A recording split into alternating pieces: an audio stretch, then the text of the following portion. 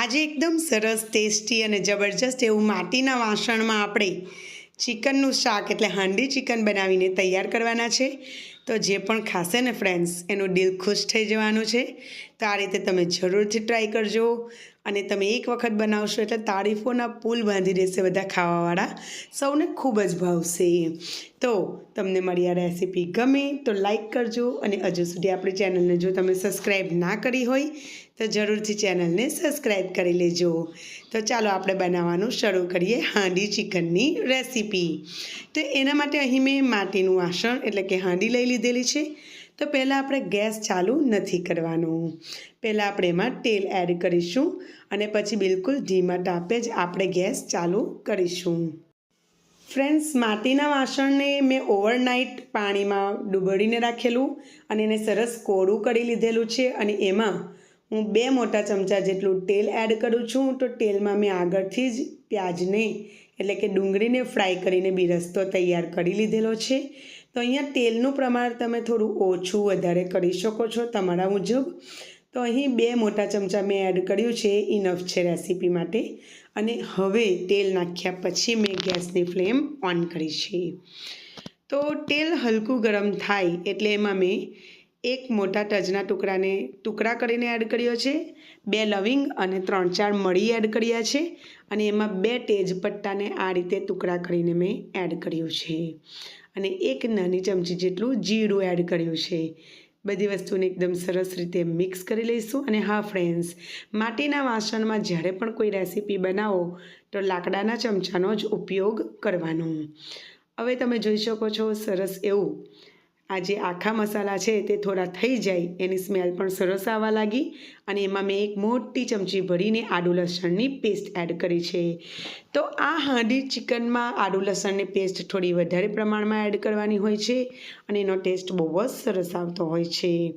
બધી વસ્તુને સારી રીતે મિક્સ કરી લઈશું અને એમાં સારી રીતે મિક્સ કરીને અંદરથી એકદમ સરસ સ્મેલ આવવા માંડે અને આદુ લસણનું કાચાપણું દૂર થઈ જાય ત્યાર પછી આપણે એમાં ધોયેલી ચિકન એડ કરીશું. તમે ચિકનને આગળથી જ 600 ગ્રામ જેવી ચિકન લીધેલી અને એને સરસ રીતે ધોઈને આ રીતે રેડી કરી લીધેલી છે. તો ધોઈને ચિકનને મેં રાખેલી છે અને મીડિયમ પીસમાં મેં એને કપાવેલી છે. તો હવે આપણે એને આ રીતે જે ફ્રાય કરેલા આપણા ખડા મસાલા છે અને આદુ લસણની પેસ્ટ એમાં આપણે એડ કરી દઈશું અને સરસ એની સાથે મિક્સ કરી લઈશું અને લગભગ 1-2 મિનિટ સુધી આ રીતે આપણે એને તેલમાં જ સાતરી લઈશું. તો આમ કરવાથી ચિકનમાંથી કોઈ પણ પ્રકારની સ્મેલ પણ નથી આવતી અને બહુ જ સરસ જ્યુસી એવું આપણું ચિકન બનીને તૈયાર થાય છે. તો 1-2 મિનિટ સુધી સરસ આ રીતે બધા મસાલા સાથે એને મિક્સ કરવાનું અને પછી એને ઢાંકીને બીજી 5-1 મિનિટ જેવું સ્લો ફ્લેમ પર થવા દેવાનું, જેથી ચિકનમાં જે નેચરલ પાણીનો ભાગ હોય છે તો એ રિલીઝ થશે અને બહુ જ સરસ અંદર સુધી જ્યુસી આપણે ચિકન બનીને તૈયાર થશે. તો તમે જોઈ શકો છો 5-1 મિનિટ જેવું થઈ ગયું છે અને ચિકનમાંથી એવું પાણી પણ છૂટું પડ્યું છે. તો હવે આપણે એમાં આગળની પ્રોસેસ કરીશું. તો ફ્રેન્ડ્સ, માટીના વાસણમાં જમવાનું બનાવીએ અને એનો ટેસ્ટ બહુ જ સરસ આવતો હોય છે અને બનાવતી વેળાએ જ એની સ્મેલ પણ બહુ સરસ લાગે છે. હવે એમાં પાવડર મસાલામાં મેં 2 ચમચી ભરીને ધાણા જીરું પાવડર એડ કર્યું છે અને 1 ચમચી ભરીને કાશ્મીરી લાલ મરચું અથવા દેગી લાલ મરચું એડ કરવાનું. તો એનાથી કલર બહુ જ સરસ આવતો હોય છે. અને હળદર પાવડર મેં અડધી ચમચીથી પણ થોડો ઓછો લીધેલો છે. સાથે સાથે 2 ટામેટાની મેં સરસ પ્યુરી બનાવી લીધેલી છે, પેસ્ટ બનાવી લીધેલી છે. તો એ આ પોઈન્ટ પર આપણે એમાં એડ કરી દઈશું. અને એમાં મીઠું, ટામેટું એડ કરીએ એટલે એમાં મીઠું એડ કરી દેવાનું એટલે સરસ રીતે ટામેટું ચડી પણ જશે. અને મીઠું નાખ્યા પછી સ્વાદ પ્રમાણે મીઠું એડ કર્યા પછી બધી વસ્તુને સરસ રીતે મિક્સ કરી લેવાની અને 2-5 મિનિટ સુધી આ રીતે એને મસાલા સાથે સરસ ચિકનને આપણે આ રીતે હલાવતું રહેવાનું કે જેથી એમાં બધા જ મસાલાનું ફ્લેવર આવી જાય. તો ફ્રેન્ડ્સ, તમને જો મારી રેસીપી ગમતી હોય તો રેસીપીને લાઈક જરૂરથી કરજો અને તમે મારી ચેનલને હજુ સુધી સબસ્ક્રાઈબ ના કરી હોય તો પ્લીઝ જરૂરથી મારી ચેનલને સબસ્ક્રાઈબ કરજો, મને તમારો સપોર્ટ કરતા રહેજો. તો ફ્રેન્ડ્સ, જો આ રીતે થોડી વાર સુધી શેકાવા દેવાનું છે. તો મીડિયમ ફ્લેમ પર જ આપણે બધી પ્રોસેસ કરવાની છે, ફ્લેમ હાઈ નથી કરવાની.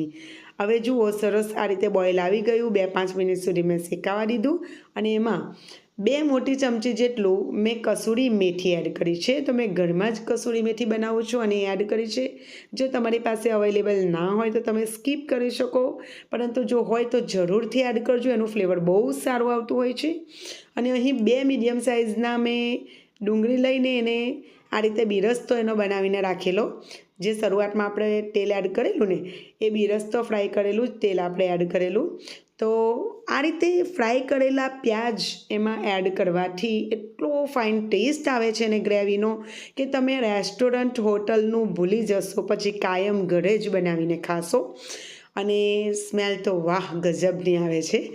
તો બધી વસ્તુને સરસ રીતે આપણે મિક્સ કરી દેવાની છે અને એકદમ મીડિયમ ફ્લેમ પર એને થવા દેવાનું છે. અને તેલ તમને અત્યારે એવું લાગતું હશે કે તેલનું પ્રમાણ થોડું વધારે છે, પરંતુ એકદમ પરફેક્ટ હોટેલ સ્ટાઇલ અથવા રેસ્ટોરન્ટમાં જેવું મળે છે એ રીતની ગ્રેવી બનીને તૈયાર થયેલી. તો તમે જો તેલનું પ્રમાણ થોડું ઓછું ઈચ્છો તો શરૂઆતમાં તેલનું પ્રમાણ ઓછું કરી શકો છો. તો અહીં મેં અડધા કપ જેટલું પાણી પણ એડ કર્યું છે અને ઢાંકીને એને લગભગ 15 મિનિટ જેવું મેં થવા દીધેલું. 15 મિનિટમાં આરામથી ચિકન બનીને તૈયાર થઈ જાય છે. પણ વચ્ચે 2 થી 3 વખત મેં એને આ રીતે ખોલીને મિક્સ કરી લીધેલું કે જેથી નીચે બિલકુલ ચોંટે નહીં. જો કે બિલકુલ ચોંટવાનો પ્રશ્ન બન્યો નથી, કારણ કે આપણે બધી જ process medium two slow flame પર જ કરેલી છે, બિલકુલ હાઈ ફ્લેમ કરી નથી. અને 15 મિનિટ પછી હું તમને ખોલીને બતાવું છું તો તમે જોઈ શકો છો સરસ આ રીતનું જ મારે લસલસતું શાક બનાવવું છે. જો તમારે ગ્રેવી વધારે રાખવી હોય તો શરૂઆતમાં મેં અડધો કપ પાણી એડ કરેલું, તે સમયે તમે 1 કપ અથવા 1.5 કપ પાણી એડ કરી શકો છો. તમે જોઈ શકો છો ચિકન સરસ રીતે ચડી ગઈ છે.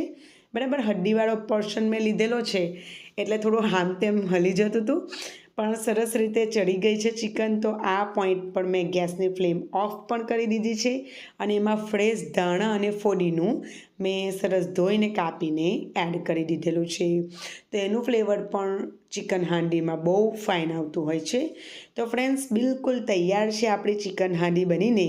તો આપણે એને ગરમા ગરમ હવે સર્વ કરીશું અને હું તમને ટેસ્ટ.